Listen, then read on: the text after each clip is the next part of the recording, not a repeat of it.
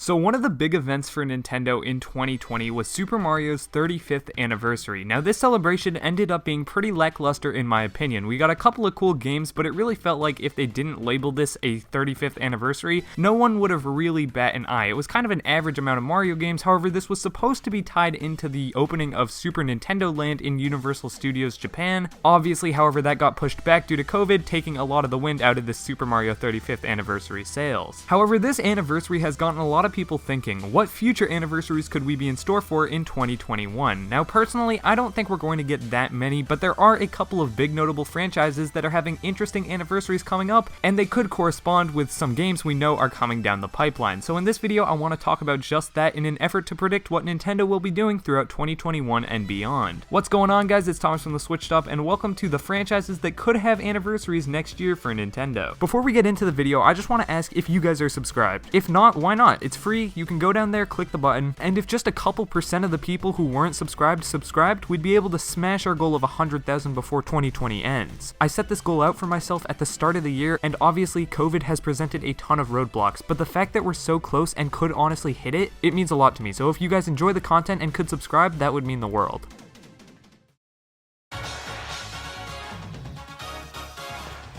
First up, I want to talk about the Pokemon 25th anniversary. Now, Pokemon has been, already on Switch, and it's been on Switch to, let's just say mixed results. Obviously, Sword and Shield are incredibly high-selling games, and they were, tremendous successes for Game Freak and the Pokemon Company, but unfortunately, from a PR standpoint, Pokemon has kind of gone downhill since those games came out. However, with the 25th anniversary, now would be the perfect time for the Pokemon Company to just rehash some of their older games, bundle them all together, and sell them. And to be honest, this could have been leaked a little bit ago, as something along the lines of Pokemon the Master Collection was leaked, including Pokemon Red, Pokemon Gold, and Pokemon Ruby, all bundled together with online play for the very first time. Now, this is something I think is really likely to happen, not just because it was leaked, but it makes sense with, what we know of the Pokemon Company. They love nostalgia, they love kind of milking their older titles. On top of that, technically the Pokemon 25th anniversary celebration is already happening. We got a logo for it during the Macy's Thanksgiving Day Parade earlier this year. It is technically happening, I just don't know if, we'll get that many games because of it, but we do know that a bunch of other Pokemon games are slated to come out next year, such as new Pokemon Snap, that sequel to Detective Pikachu, and a rumored Let's Go sequel, or the rumored and fabled Pokemon Gen 4 remake. So it's all really exciting to say the least if you're a Pokemon fan.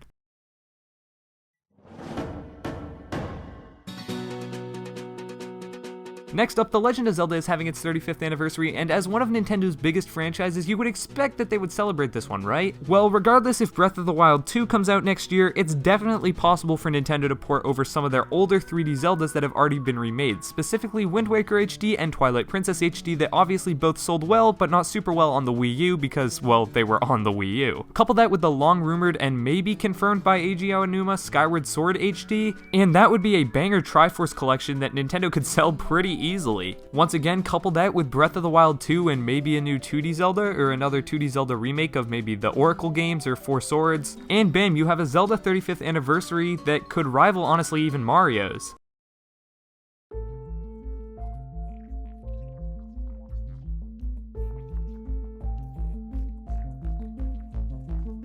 Next up, another 35th anniversary for one of Nintendo's biggest franchises. This franchise has been dormant as of late, however, it does have a couple of games coming up, and it would all align perfectly if they came out next year for its 35th anniversary. I'm talking about Metroid. Now, Samus has been pretty dormant. I think 2017 was their last outing, and that was on the 3DS. We're yet to get a standalone Metroid game for the Switch, but we have a couple of them rumored and one even announced. Obviously, I'll start with the announced one first. That is Metroid Prime 4, announced all the way back in 2017. This game has been tossed around between developer to developer. It now sits with Retro Studios, and they've been working on it since I think early 2019 or late 2018, but we don't know exactly for sure. On top of that, we have the Metroid Prime trilogy, which is essentially as confirmed as it gets. I mean, this is going to happen. We don't have an official trailer for it yet, but if they release Metroid Prime 4 without the Metroid Prime trilogy, then Nintendo will, I won't even know what to say. That would be the biggest bonehead move of all time. On top of that, we have a 2D Metroid that has long been rumored. Back when credible leakers predicted a Paper Mario at the start of 2020, which obviously ended up coming true with Origami King, they also said that a 2D Metroid was essentially done. It naturally got pushed back, probably due to COVID. However, if they were also doing a 35th anniversary for Metroid next year, that would make sense as to why they pushed it back out of 2020 and into 2021.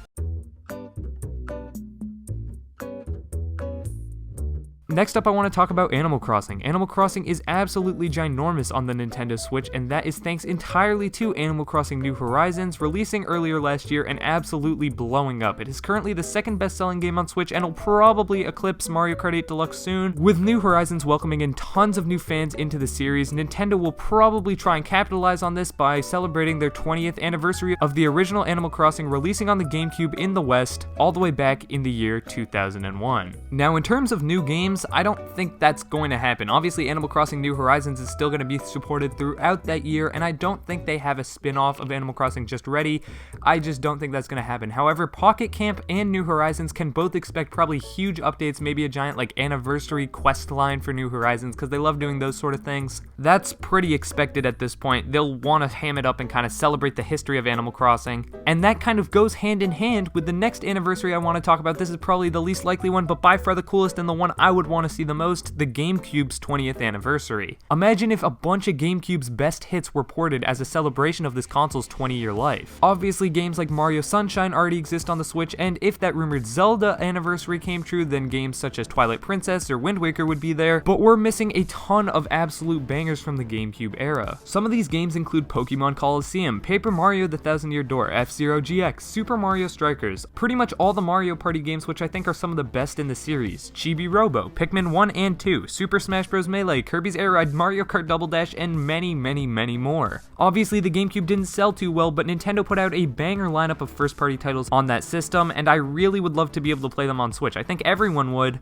and I think we can all agree that Nintendo's not adding GameCube Nintendo Switch Online because they would kind of just be like losing money. Like, they could sell those games for way more than just including them with the service. So if they're going to port over all those games, now would be the time. GameCube backwards compatibility was literally one of the first rumors we ever heard about the Switch, even back when it was codenamed NX. So yeah, it's safe to say that I and a lot of other Nintendo fans are really hoping that 2021 ends up being the year of the GameCube's return, and maybe we can even buy these funky looking GameCube Joy-Con that I mocked up in a video long ago. With that out of the way, I'd like to thank you guys all so much for watching. If you enjoyed this video, then hit the subscribe button, because we're almost at 100,000 subscribers, which is crazy to me. As I'm recording this, we literally just hit 93,000 subscribers, which is absolutely absurd. I know the year is almost over, but if we could somehow hit 100,000 before 2021, that would just be awesome. With that out of the way, thank you guys all so much for watching. I'm Thomas from the Switch Stop, signing off. Peace.